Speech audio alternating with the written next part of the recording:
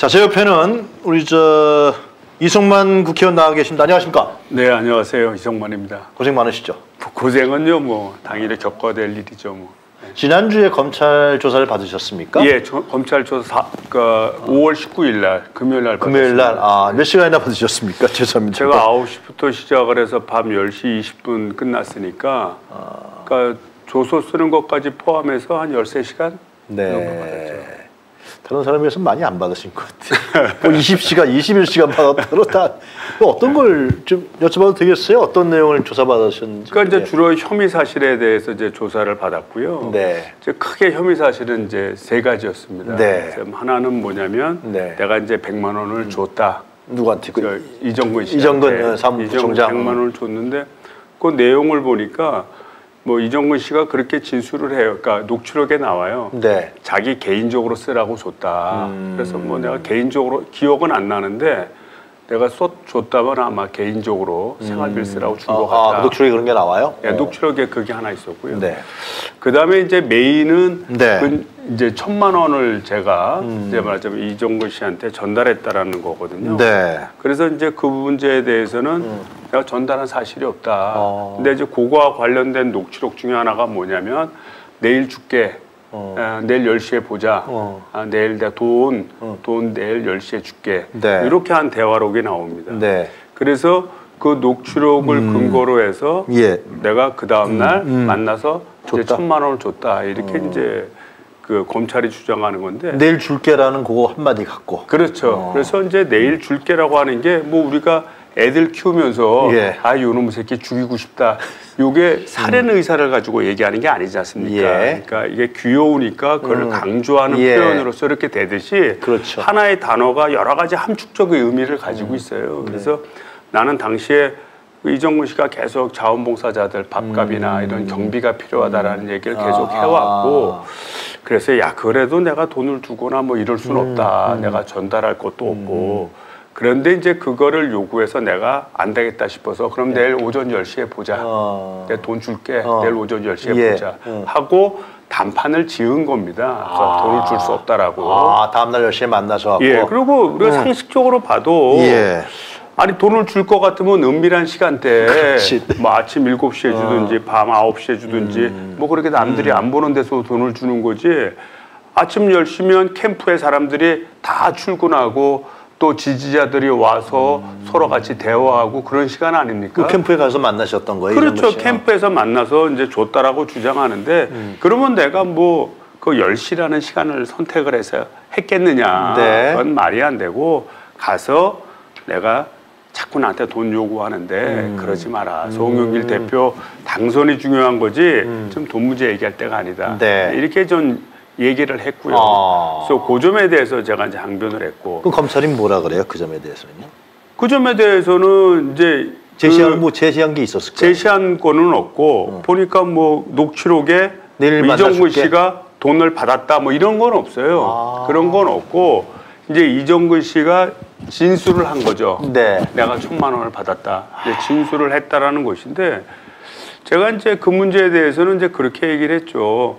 당시에 뭐 이정근 씨가 돈 달라고 요구한 사람이 나 하나만은 아니다. 굉장히 많은 곳으로 알고 있기 때문에 그 돈이 과연 누구의 돈인지 그거에 대해서는 소상히 밝혀달라. 그리고 나는 그 압수수색에 나오는 사건 기록의 내용을 보면 돈을 전달한 사람이거든요. 그 전달한 사람이라는 건 준 사람이 있다라는 걸 알고 있다는 거 아니에요. 그 준 사람을 저는 만난 적도 없고 또 그 사람한테 돈을 받은 기억이 전혀 없어요.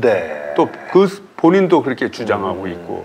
그래서 이 문제는 뭐가 잘못되어 있다라는 걸 좀 얘기를 했고요. 세 번째. 마지막 세 번째는 뭐냐면 이제 제 사건이 이제 두 가지인데 지금까지 얘기했던 거는 이제 3월 30일, 3월 30일 전당대회 전에 캠프가 구성되는 과정 속에서 자원봉사자들 밥값이나 이런 문제를 가지고 논의한 내용이었고, 그다음에 윤관석 그 의원이 이제 뭐 돈을 의원들한테 뿌렸다. 이거는 4월 27일, 28일 사건입니다. 날짜가 다르네요. 그러니까 다른 거죠. 완전 한 달 차이로 두 가지 사건이 다른 사건이에요. 이해되십니까? 다른 사건인데 이 윤관석 의원이 돈봉투 돌리는 사건 중에서 이제 나한테 이제 돈을 줬다라는 그런 혐의 사실을 이제 얘기를 하는데 그것도 녹취록으로 얘기를 하는 거예요. 네. 녹취록의 내용이 뭐냐면 원래 그러니까 이정근 씨하고 이제 윤관석 의원하고의 대화로 녹취록에 네. 나오는 내용인데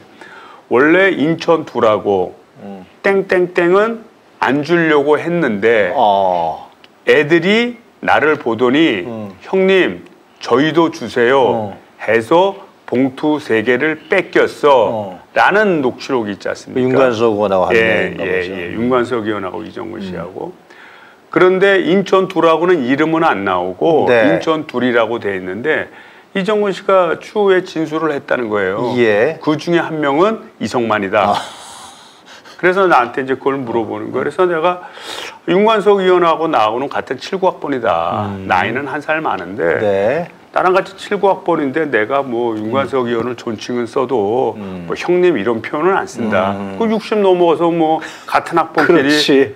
그러니까 내가 형님이라고 하겠어요. 더군다나 윤관석 의원이 뭐 애들이 이런 표현 절대 나한테 안 쓴다. 하대도 안 하고. 이거는 잘못됐고 두 번째는 그게 4월 27일, 28일 사건이라고 하는데 4월 20일 경에 제가 송영길 후보 쪽에다 공식으로 300만 원을 후원을 했어요. 아니, 근데 공식으로 후원한 사람이 뭘 내가 그걸 받겠어요. 그거 자체가 말이 안 되고. 근데 마지막으로 중요한 문제는 또 이런 겁니다. 네. 우리가 이제 그 선거법 위반 사례를 보면 뭐 그런 것도 있어요.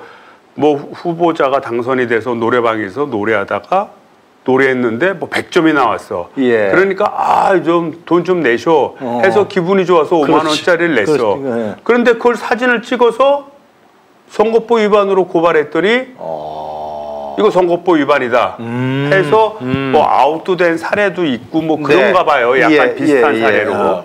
그러니까 뭐냐면 정치인들이 어떤 말을 할 때는 과장도 하고 좀 뭐 또 희화화하기도 하고 다양한 표현으로 쓰기는 하지만 돈 문제에 대해서는 굉장히 엄격해요. 그렇겠죠. 왜냐하면 돈 문제가 잘못되면 자기 정치 생명이 끝나는데 네. 그런데 이거를 보는 사람들 앞에서 3명이 서로 보고 있는데 거기서 돈을 나눠준다? 이런 건 있을 수가 없습니다. 그거는 상식적으로 이해가 안 돼요. 그래서 지금 돈 봉투를 돌렸다, 뭐 지역장 회의를 통했다, 상황시장 회의를 통했다, 국회의원들한테 돌렸다 이런 내용들을 다 뭐 공개적으로 모아놓고 돈을 돌린 것처럼 이렇게 얘기를 하는데 그거는 있을 수가 없어요. 그래서 그 상황 자체가 제가 볼 때는 좀 과장되거나 좀 희화화됐을 것이다. 이거는 우리가 그동안 정치를 해오면서 느꼈던 일반 상식하고는 이건 이해가 맞지 않는다. 해서 3가지 혐의 사실에 대해서 얘기하길래 그거 전부 틀렸다. 옳지 않다. 그렇게 제가 주장을 했죠. 다른 얘기는 없었고요, 검찰에서요. 뭐라고 얘기를 하겠어요. 그다음에 이제 하신 거 이제 검토하고 사인하고. 그래서 제가 한 대로 다 들어가 있는지. 그러니까 제가 시간이 오래 걸린 거는 딴 게 아니라 제가 나름대로 항변을 다 충분히 한 겁니다. 그러니까 이제 본인들이 이건 아니라고 생각하는 논지를 가지고 얘기하면 나는 또 그거에 대해서 본인들은 정치를 잘 모르잖아요. 그래서 이제 저는 그 상황에 대해서 사실을 모르니까 그 사람들은 사실을 내가 정확하게 설명하고 진실은 이런 것이다 라는 점을 제가 정확하게 이제 제가 드는 생각이 의원님 그러니까 들어가서 조사를 받으실 때 다른 증거나 정황은 제시하지 않은 거. 그러니까 이번에 거는 이정근이 그 녹취록 그 대목 갖고 조사를 받으신 거 아니에요? 그러니까 제가 가 보니까 이게 이제 언론 보도를 통해서 녹취록 내용이 나왔잖아요. 그런데 그 언론 보도에 나온 녹취록 중에 상당 부분이 실제 녹취록의 대화의 한 줄. 또 다른 녹취록의 대화의 한 줄 이렇게 짜집기 하지 않았나 그렇게 해서 언론에 내보내지 않았나라는 그런 생각이 되고요. JTBC에서 보도했는데 그렇죠. JTBC가 그 많은 분량을 짜집기 한다고 저는 그건 상식적으로 이해가 안 되죠. 검찰에서 그 짜집기 된 걸 주었을 똑같은 논리로 얘기하니까 그리고 이제 실제 그 녹취록을 이제 실제 한 대화 부분에 대한 녹취록을 이제 전부 다 그걸 봤죠. 전부 다 이제 그걸 보면서 이제 응답을 하는데 제가 보니까 아, 그걸 다 보실 수 있었구나. 아니, 왜냐면 자기들이 증거를 제시해야 되니까. 그렇죠. 내가 볼 수 있어서 본 게 아니라 아하. 거기서 범죄 여부를 추궁하려니까 나한테 녹취록을 제시한 거고, 근데 너 녹취록을 본 거죠. 한 줄만 제시할 수는 없으니까. 한 줄만 제시할 수는 없으니까 전체를 제시하니까. 그리고 어차피 법정에 가면 녹취록을 다 제시해달라. 증거물품 제시해달라. 왜냐면 우리도 항변을 해야 되니까. 그래서 이제 당연히 그 추궁 이런 검찰에서 조사를 할 때도 그 녹취록을 다 제시를 하는 겁니다. 그러니까 제시를 하면 보니까 제가 든 생각이 뭐냐면 자기들이 녹취록으로 봤을 때 범죄에 우려가 있는 내용이 있거나 뭐 그런 관련된 사실이 있다면 그런 거를 선별을 하고 그런 것만 취합을 하고 그걸로 짜집기해서 범죄 구성을 하는 거예요. 근데 범죄 구성을 했는데 빈 부분이 있지 않습니까? 아까도 얘기했지만 녹취록에서 이정근 씨가 이성만 의원으로부터 돈 1,000만 원 받았어. 이런 내용이 아예 안 나옵니다. 그리고 돈 1,000만 원이라는 특정도 돼 있지 않아요. 그런 거는 나중에 이정근의 진술로서 메꿔놓은 거예요. 그 다음에 어떠한 내가 그때 돈 1,000만 원을 줬을 어떤 정황에 대한 객관적인 증거는 하나도 없습니다. 그저 녹취록을 가지고 범죄 구성을 하고 부족한 부분은 이제 말하자면 그 관계자의 진술을 통해서 만드는 거고, 이거를 왜 언론을 통해서 이렇게 미리부터 터뜨렸을까라는 의문이 거기서 풀린 겁니다. 결국은 이거 자체의 범죄 구성 가지고는 안 되니까 여론을 호도시키고 그 다음에 이거를 범죄인으로 아예 사회적으로 만든 다음에 그 다음에 이거를 진행을 해야 되지 않겠나라는 생각에서 이 언론 프레이를 한 것이 아닌가 이렇게 생각이 되고요. 그 다음에 이 언론 프레이를 더 나아가서 지금 더불어민주당, 우리 당, 더불어민주당을 공격하는 수단으로 삼고 다른 의원을 더 소환하겠다 막 이렇게 하고 있지 않습니까? 한 10명 소환하겠다고. 뭐 하겠다고 하는 얘기를 쭉 흘리면서 제가 오죽하면 공개적으로 출석한 이유가 뭐냐면, 아니 서로 날 일정을 조율했는데 뒤에서 다 흘려. 그리고 뭐 이렇게 하려고 그래서 야 그럴 것 같으면 내가 앞으로 공개적으로 하겠다. 그래서 공개 출석을 한 것이고 앞으로 일정 관련 등 모든 사항에 대해서는 내가 공개적으로 얘기하겠다. 이렇게 제가 진행을 한 거예요. 진행을 한 건데 이렇게 흘리기 식으로 한다든지 해서 여론을 바꾸려는 이미 검찰이 수사를 하는 게 아니라 윤석열 정권을 비호하기 위한 정치 세력으로 등장을 한 것입니다. 그걸 이번에 조사받으면서 피부로 완전히 느끼죠. 피부로 느꼈죠. 그래서 제가 오늘 이 자리에 참석한 배경도 그런 겁니다. 첫 번째는 범죄적 차원에서 사법적인 차원에서 내가 그동안 의심받는 거에 대해서 이거는 나는 결백하다. 이런 것을 항변할 필요가 있어서 나온 면도 있고요. 그 사법적인 차원에서. 두 번째는 이것보다 더 중요한 것은 아까도 말씀드렸듯이 여론 재판을 한다든지 또는 더불어민주당을 공격하는 수단으로 삼는다든지 온 정치 세력이 하나로 뭉쳐서 지금 국민의힘당하고 해서 공격하고 있지 않습니까? 이것으로 봐서는 이 수사를 하는 게 아니라 검찰이 정치 행위를 하는 윤석열 정권을 비호하는 천병 역할을 한다는 거예요. 그래서 이 문제는 두 가지로 분리해서 봐야 됩니다. 하나는 범죄 여부가 과연 있었느냐. 그렇지. 그 범죄 여부가 있었으면 앞으로 그 범죄 여부가 재발되지 않기 위해서 어떻게 할 것이냐. 그리고 더불어민주당은 어떻게 거듭날 것이냐. 이 문제를 하나를 따져야 되고 두 번째는 검찰이 이런 사건 내용을 가지고 정치에 활용하고 정치를 호도하는 수단으로 삼았다면 이 정치 탄압에 대해서 우리는 어떻게 싸울 것인가. 우리 대한민국의 민주주의는 어떻게 지킬 것인가. 이 문제를 같이 고민해야 된다는 겁니다. 이거를 범죄 사실이 있었기 때문에 우리가 싸워왔던 민주주의의 역사를 과거시한다 그러면은 그때는 앞으로의 민주주의를 담보할 수 없다.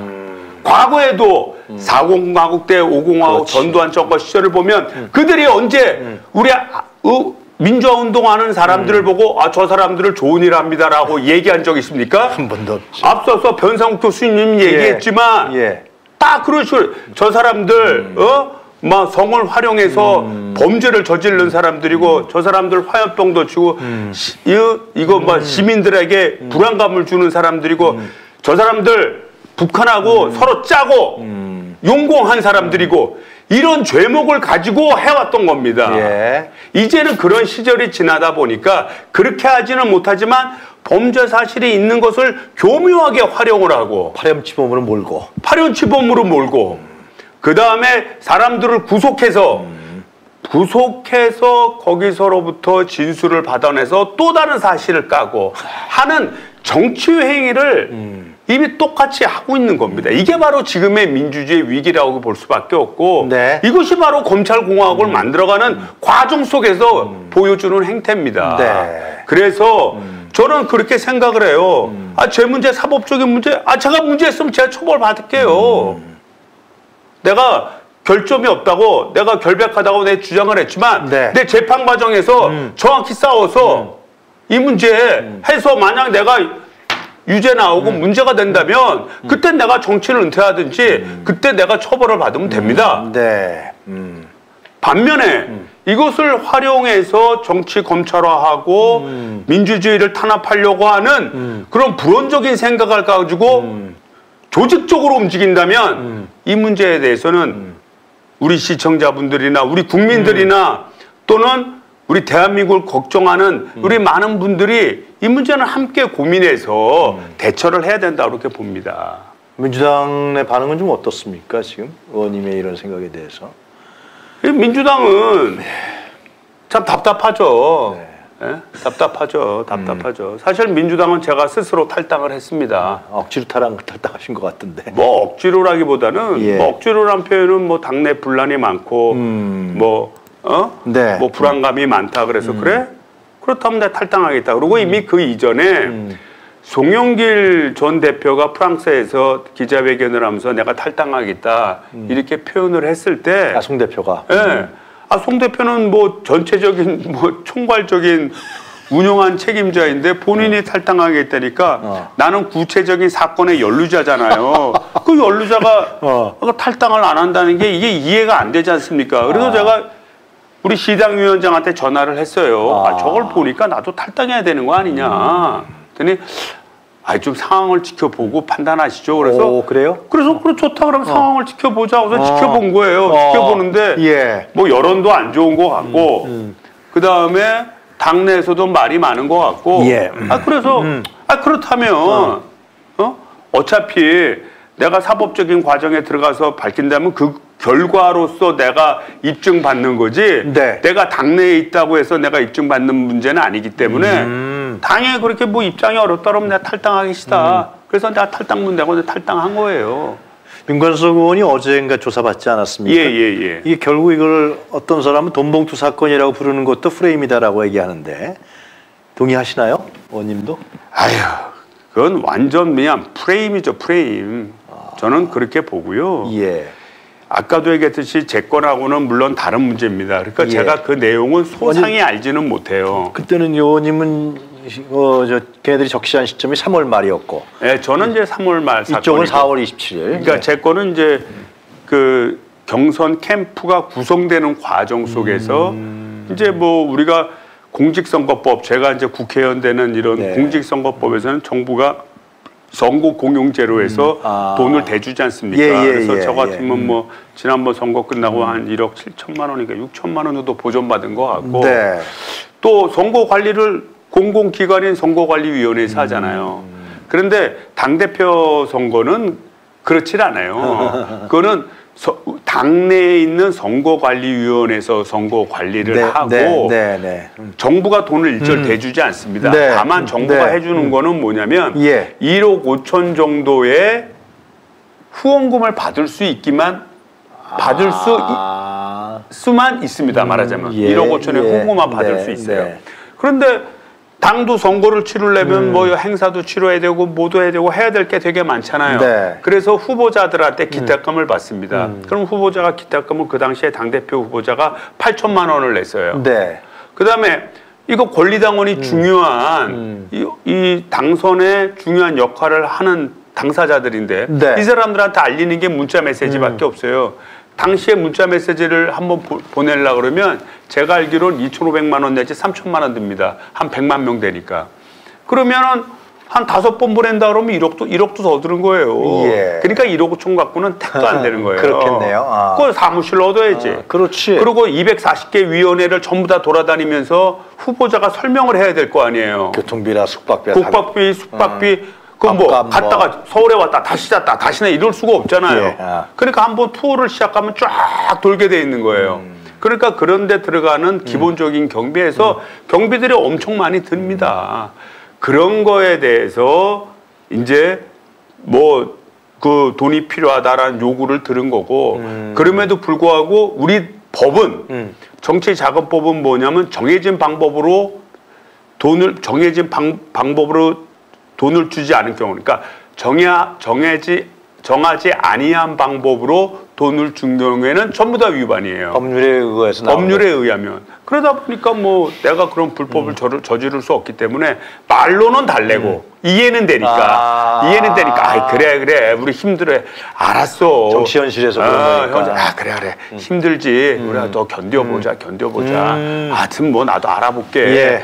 이러면서 시간을 차일피일 미루고 거기서 딱 잡아서 안 돼 그럴 수는 없는 거지. 그러기는 좀 이건 어떤 정치 활동 그동안 과정으로 보면 좀 어려운 점이 있어요. 그러다 보니까 달래고 뭐 이렇게 하다 막판에 이제 30일 날 제가 그거 안 된다라고 딱 자른 거고 그거는 이제 경선 전에 캠프가 구성되는 과정에서 일어난 거고 윤관석 위원장이 돈봉투 사건은 이제 4월 27일, 28일 그때 일어났던 일인데 이때 일어났던 일들의 문제도 아까도 얘기했듯이 뭐 돈을 뭐 사람들한테 쭉 있는 데서 나눠주고 이런 거는 상상할 수가 없어요.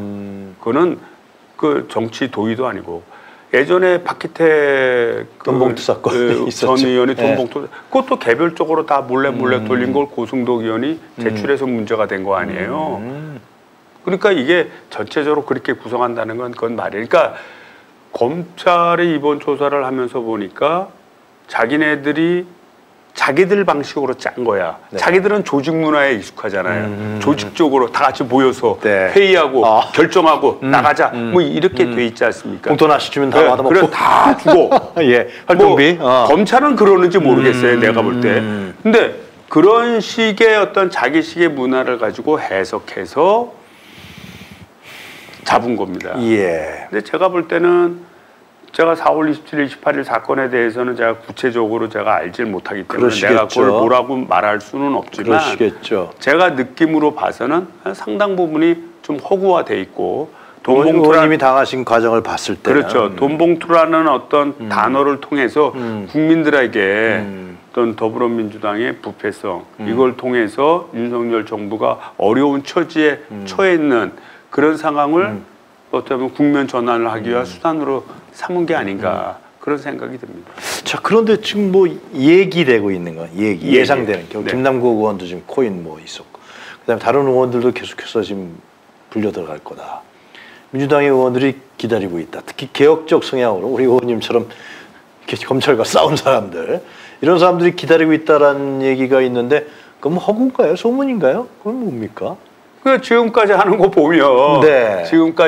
보면 지금 이게 어떻게 보면 별건으로 얻은 녹취록 아닙니까? 예. 별건으로 얻은 이정근 씨와 다른 어떤 사업가의 문제 속에서 발생한 알선 수뢰죄라고 하는 문제를 조사하는 과정 속에서 얻은 별건의 이제 그 녹취록인데 이거를 이제 교묘하게 자기들이 직접 쓸래니 이건 나중에 뭐 재판 과정에서 불리하게 작용할 수도 있고 하니까 언론을 먼저 던져주고 언론에서 그걸 다 분석을 못하니까 대충 분석을 해줘서 좋겠죠. 제가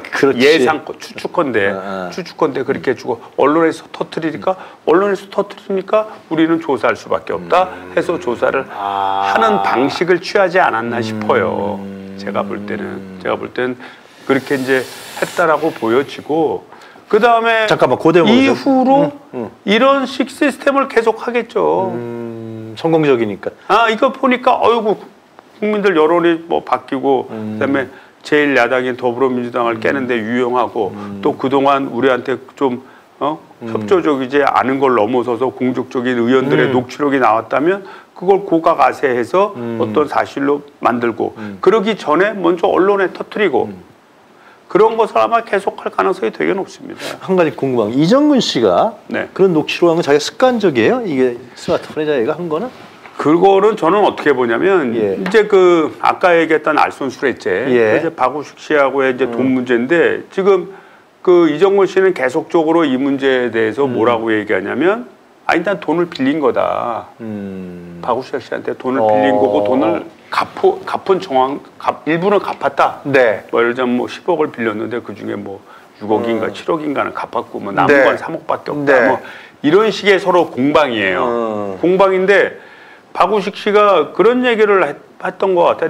나 네 얘기 다 녹취로 담아놓은 게 있어. 박우식이라는 사람은 지금 등장인 어떤 사람이죠? 그 사람은 이제 이정근 씨하고의 관계에서 그 이정근 씨가 알선술래죄를 하게 된 네. 그 당사자예요. 그러니까 박우식 씨한테 박우식 씨가 돈을 10억을 줬는데 이쪽 사건과 전혀 관계없는 관계없이 그러니까 박우식 씨는 주장하는 게 이정근 씨가 역할을 해서 뭐 어려운 문제 풀고 그런다고 약속을 해서 내가 돈을 준 것이다. 이렇게 주장을 하고 네. 이정근 씨는 그게 아니라 둘이 춘분 관계가 있었고 일하는 거야 뭐 같이 도와달라니까 도와주긴 하지만 기본적으로 나는 돈을 빌린 것이다. 채권 채무 관계다.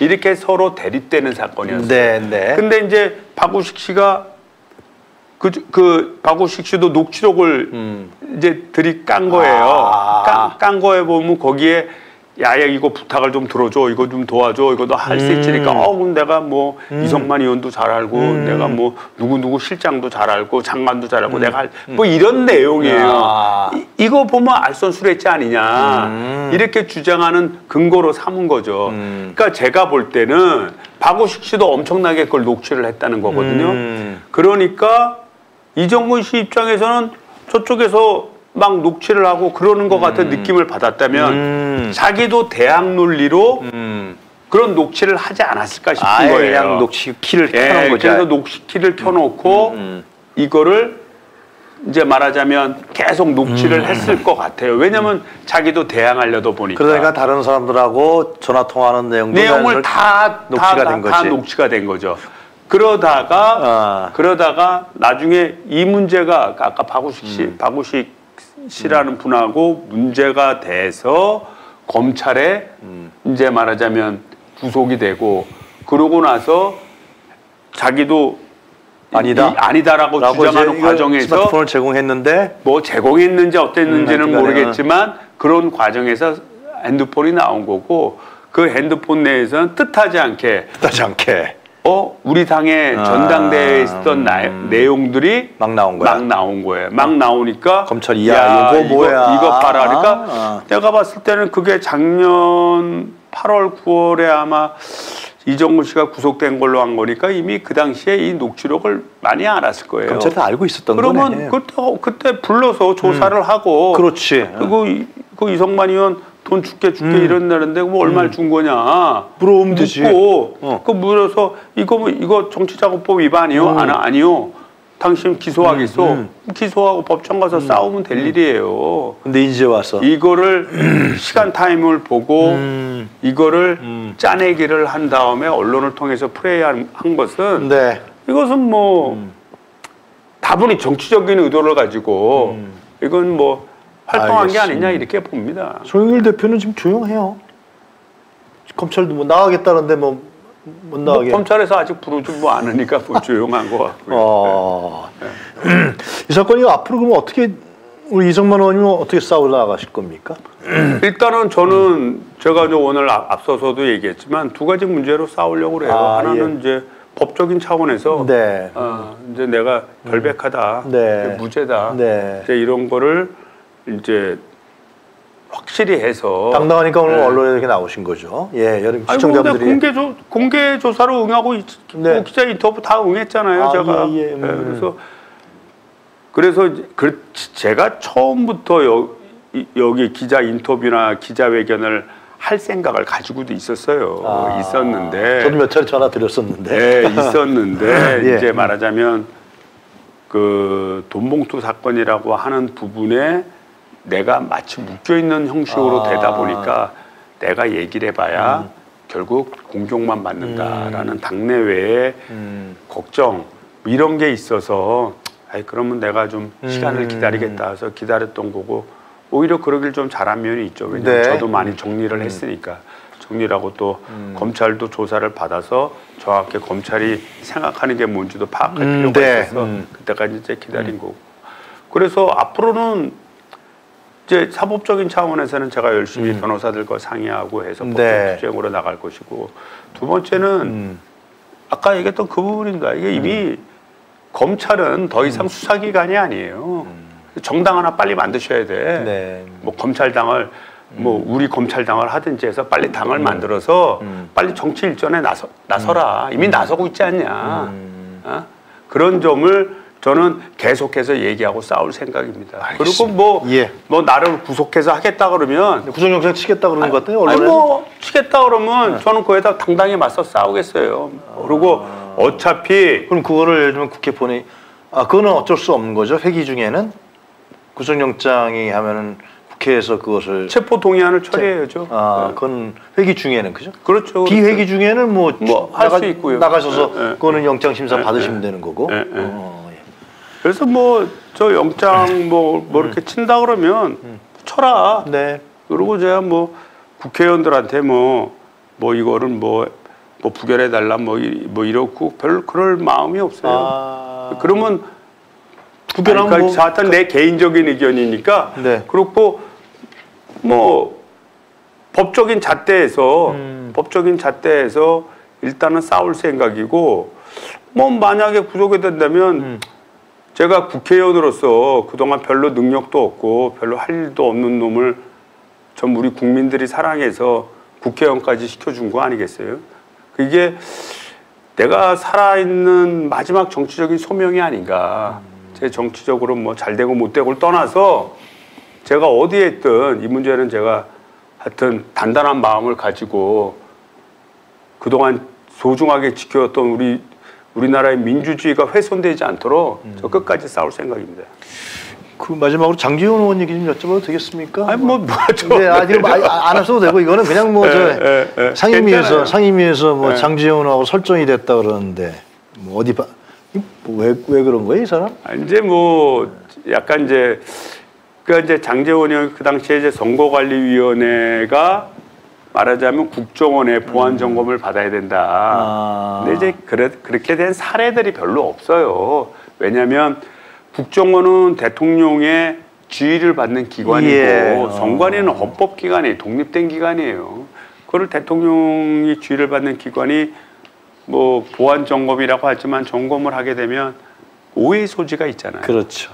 네, 선거 개입을 할 수 있고 중립성을 훼손하는구나. 네. 그래서 이 문제에 대해서 장제원 의원이 이제 그날 뭐 상임위 때 그 여러 의원들이 이제 물어봤는데 그 선관위 의원들은 이제 정치적 중립성을 지켜야 된다라고 이제 그런 얘기를 했는데 그 장제원 의원이 뭐 지나치게 위원장인데 뭐 지나치게 막 앞으로 어떻게 할 거냐, 조사 받을 거냐, 안 받을 거냐, 그걸 계속 추궁하는 거예요. 그래서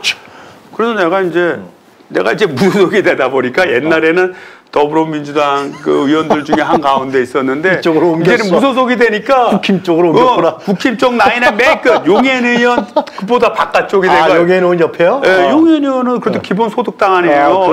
그러니까 그 다음이 제 자리야. 그러니까 내가 바로 이렇게 보이더라고. 그래서 내가 아니 좀 저 그런 걸 질의를 하려면 정식으로 위원장 시간에 질의를 하든가 아니 사회보다 말고 뭘 그렇게 다그치냐. 그거 내가 좀 뭐라고 그랬죠. 그랬더니 갑자기 내 일신상의 변동을 가지고 막 얘기를 하더라고요. 그래서 내가 그래? 그렇다면 나 신상 발언하겠다. 그렇게 해서 이제 그게 이제 언성이 오가고 한 사건인데 아마 오늘 뭐 장제원 위원장이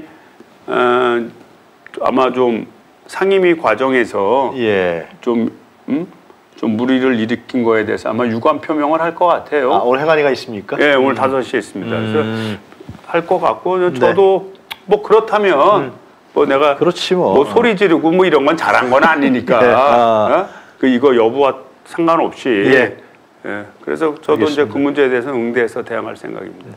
자, 우리 장 PD 지금 우리 댓글창에 여러분들이 많은 의견을 주셨거든요. 예. 한번 읽어드리겠습니다. 네, 시의적절 시간입니다. 짧게 읽고 넘어가겠습니다. 네. 이성만 의원님 응원합니다, 믿습니다라는 댓글이 굉장히 많습니다. 거의 도배되고 있습니다. 그래요. 자, 끝까지 싸워주세요. 진짜로 힘내세요. 힘드시겠지만 버티시면 반드시 이깁니다. 개혁파 의원들만 괴롭히죠. 힘든 시간 잘 버텨주세요. 네. 이성만 인천 서구를 지켜라. 부평갑 아닙니까? 부평갑이죠. 둘 다 지켜주세요. 이성만 의원님. 일단은 부평갑부터 지켜야 됩니다. 네, 둘 다 지켜주세요. 서구는 나중에 좀 지키고. 예. 이성만 의원님 최대한 많이 얼굴 보여주세요. 진보 유튜브 방송에 많이 출연해주세요. 네. 그냥 민주당 의원들 싹 다 때리는 겁니다. 뭐가 있든 없든 무조건 프레임 씌우기 당할 때 등 돌리면 당신이 당할 때 또 등 돌릴 것이다. 네, 그리고 마지막으로 깔끔한 설명 엄지척 이상입니다. 예. 그러니까 시청자분들도 아니 당당하지 않고 제가 있다 그러면 이렇게 방송에 나와서 장시간 동안 말이죠. 한 40분 얘기해서 할 이유가 없다. 그렇게 판단부터 하셨을 거야. 제가 여거 방송 했을 때. 그리고 분명하게 또 얘기해 주시고 정직한 눈빛으로 얘기하셨기 때문에 아마 언어로 여러분들이 다 혹시나 우려스러운 분이 없잖아 있었거든요. 시청자분들이 싹 가셨고 이제는 화이팅 하시고 싸워달라라는 격려의 말씀입니다. 의원님. 힘이 나시죠? 네. 하여튼 뭐 제가 하여튼 어떻게 보면 저는 그렇게 봐요. 앞으로 남은 내 정치 인생을 어떻게 해야 되는지를 진짜 하나님이 소명을 준 게 아닌가 이렇게 생각이 되고요. 좀 힘들고 좀 고통스럽긴 했지만 하여튼 이런 소명 끝까지 지켜내고 하여튼 싸워나가도록 하겠습니다. 꼭 승리하겠습니다. 저희 방송에 자주 모셔야겠습니다. 예, 자주 나올게요. 윤석열 못하는 거 있으면 그냥 다 의원님 불러갖고 해주면 들어가겠습니다. 예, 알겠습니다. 감사합니다. 예, 감사합니다. 오늘 감사합니다. 오늘 유용한 뉴스 코멘터리 우리 싸우는 원래부터 싸우는 투사였는데 이제 전사로 이제 변신하신 검찰을 이렇게 만드는 것 같은데 전사로 변신하신 이승만 의원님과 함께 마무리 지면서 내일 우리 다시 또 8시에 찾아뵐 것 같습니다. 내일도 여러분 저희들 저희 스태프들이 같이 상의하고 고민하면서 아주 알찬 프로그램 준비했습니다. 내일 아침 8시에 여러분들 다시 찾아뵙겠습니다. 여러분 감사합니다.